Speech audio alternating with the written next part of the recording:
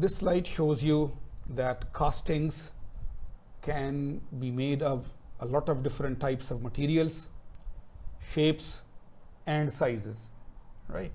So you see here very simple to very complex, very small to very large, and most probably different types of metals and so on. So casting, you see, has these big features.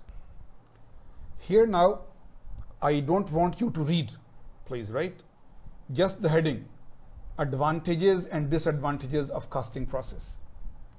I reminded you a little while earlier, just in this lecture, that because you have a very good background in science and engineering, and because you live very much in the modern world, use very modern tools and cards and so on, watch movies and read newspapers and magazines. So you see, you are already full of knowledge. If you just stop and think, then you can answer a lot of questions which we actually cover in the course. So it is not that you need to be taught.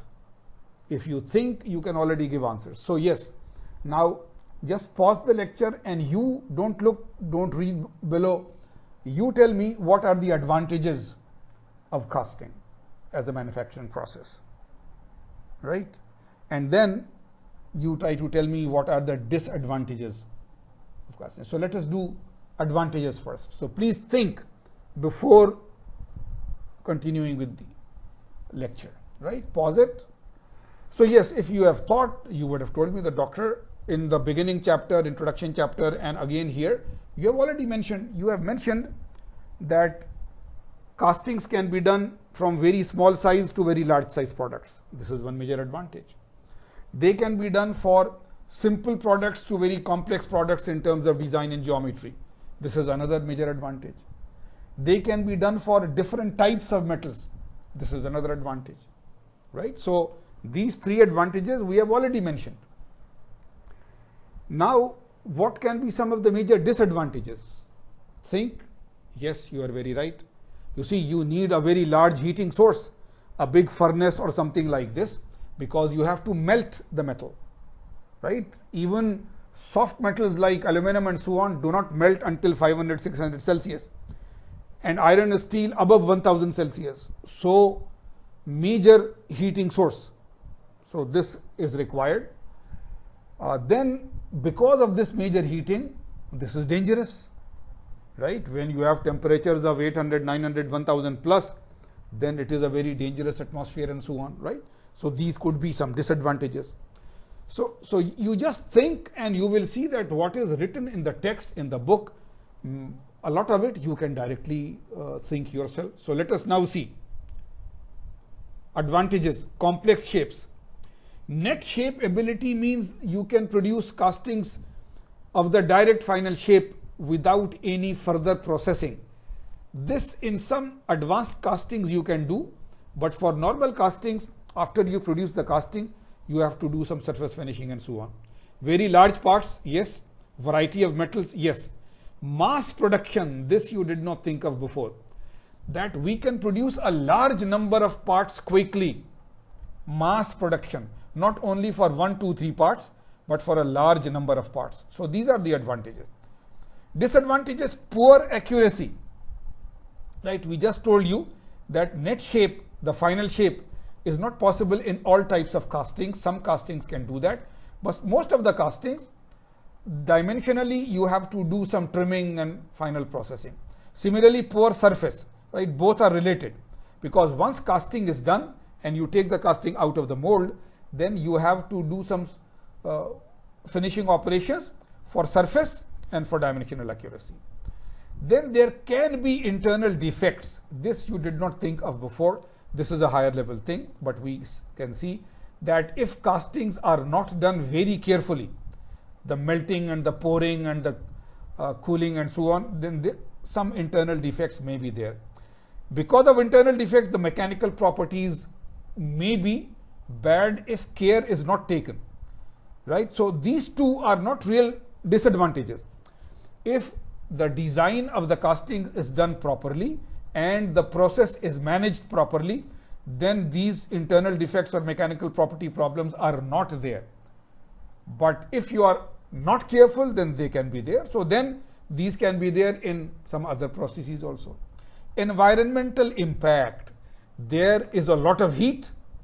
So energy wise, this will use a lot of fuel and so on. And because of the lot of heat, you will have to have special surroundings. And because metals will melt and so on, so even toxic gases can come out of it. So yes, environmental impact will be there. So you see, if you had opened your mind, then 70-80% of advantages and disadvantages you can directly answer yourself. Let us proceed further. Basic steps of the casting process. Basic steps of the casting process. They are saying 6 basic steps. Mold cavity is produced. You see here I am showing you that this is not metal. This is made of some sand or ceramic or some other thing, and the molten metal will be poured into this. So this is called, we will see later on, this will be called a pattern, a mold cavity, right? So a mold cavity is to be produced even before you start, and you have to take into account shrinkage.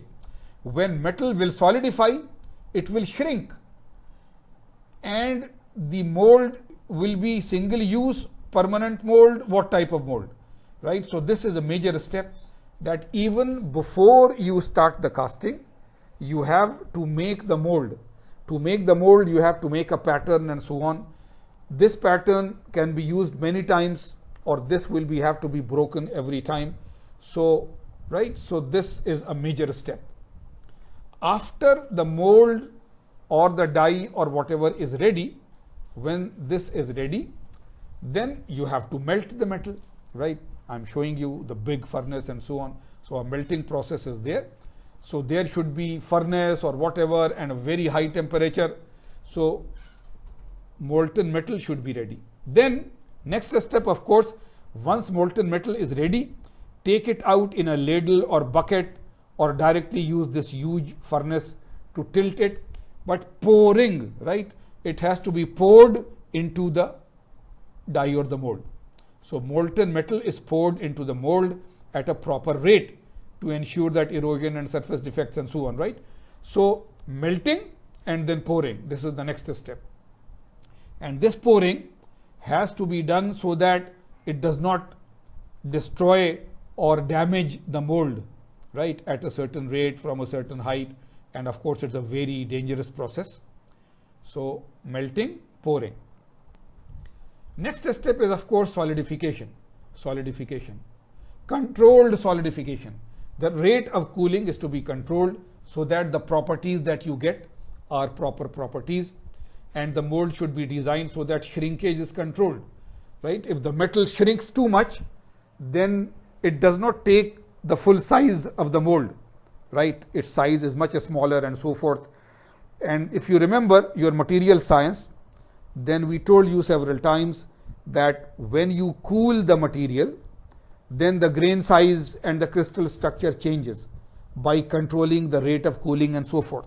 So solidification is critical, at what rate you will cool it, so that shrinkage is avoided as much as possible, and so that the final properties after the certain grain structure are good.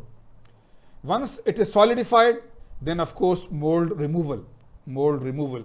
Here we are showing sand mold and so on, and then we break the mold and take these things out of the mold, right? So if it is a sand casting, then it is a single use mold every time the mold is broken. If it is a permanent mold casting, we will see later on, like die casting and so on, then the same mold can be used again and again. But mold removal, right? Actually, don't say mold removal, we can say removal of the casting, right? So to remove the casting from the mold, you have to break it or you have to just remove it.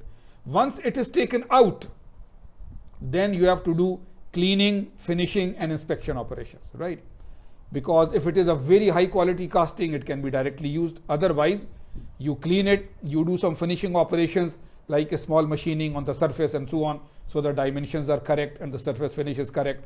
and finally you inspect it, that is it all correct and not, right? So these are the 6 steps. You have to prepare a mold before you start the casting. So design it, make it, all the molds are ready.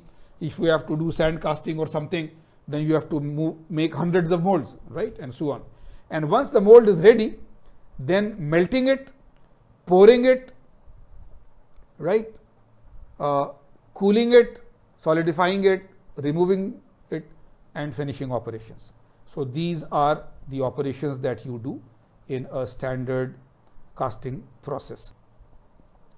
Classification of casting process. Classification. Are there different types of casting? Yes, there are. Do they belong to different categories? That in each category there are different types? Yes, there are. Right? So let us see classification of casting. Expendable. Right? Be very careful. Expandable, if you have an A here, is different. Something that can expand. This is expendable. So who will tell me the meaning of expendable? Yes, if your English is good, to expend means to use it, right? You spend some money, so you have expended, right? So expendable means that it is used up. You cannot use it again, right? So expendable mold, every time you have to break the mold to take the casting out, the mold is gone. So mold is sacrificed or broken to remove the part, right? Now advantages, it can do very complex shapes. If it is an expendable mold, you don't have to use again and again.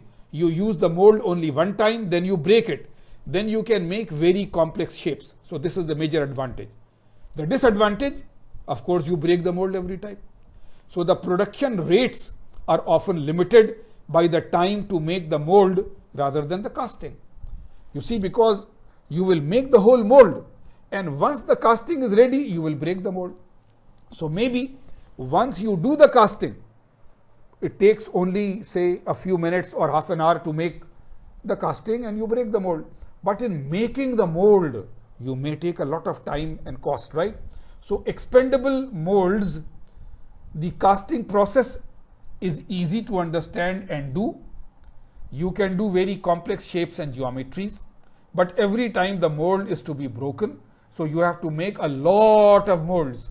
So therefore, the time and the cost of making molds has to be balanced.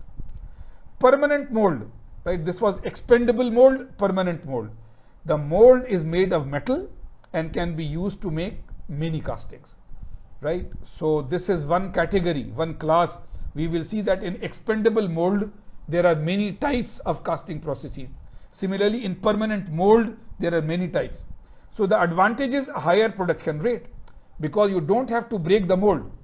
You have made 5 molds, use it again and again and again.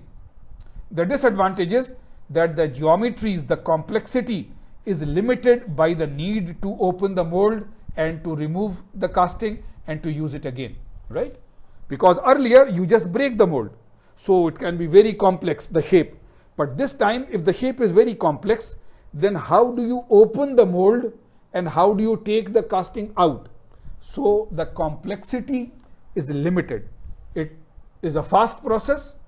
You can use the same mold or the die many times, but the complexity may not be as much of the final product, may not be as much, right? So these are the 2 basic categories of casting processes, expendable mold and permanent mold. So now here, this is again one of those great one-page slides where you can learn a lot. So this is for all solidification processes. It is not just for casting.